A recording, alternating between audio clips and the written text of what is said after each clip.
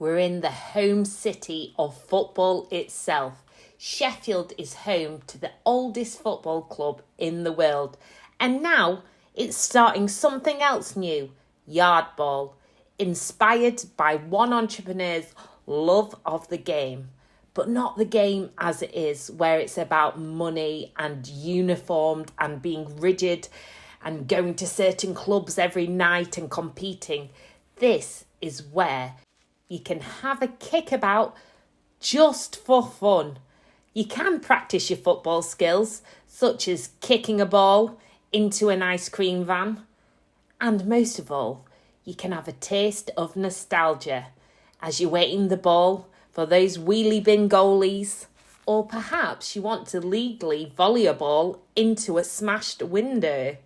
For once, you're not going to get in trouble and you're just going to have fun for the sake of having a kickabout.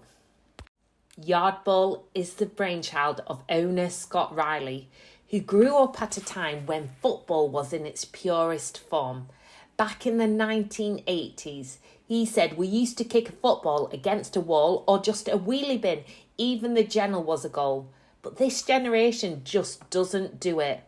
And this is what inspired him in lockdown to design Yard Ball. Scott said it's a place to love the game again. I want to give kids an escape. It's a place for kids of all levels, and adults too, to be together, said Scott.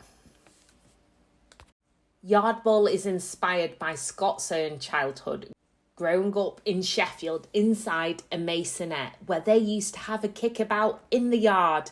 Normally, there's no ball games allowed, but here in this new yard in Sheffield, which is housed inside the old Arnold Laver's factory on Little London Road, on the outskirts of the city centre, every ball game is allowed here.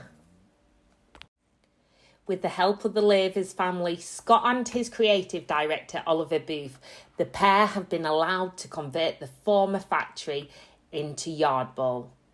The backdrop of the factory is a perfect setting to incorporate the retro theme of Scott's design. From the old phone boxes to the ice cream vans, the rows of garages near social housing and the blue bus stops, which people always know about in South Yorkshire.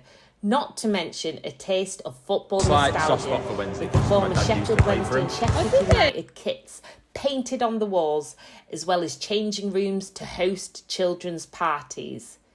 There's even a karaoke room inspired by Scott's old working men's club. He grew up at a time where karaoke was just for fun, whether you could sing or not. People would sing all night and then Sunday they'd walk home drunk, often singing past Scott's childhood home where he'd be woken to the noise of different songs being sung right outside his doorstep.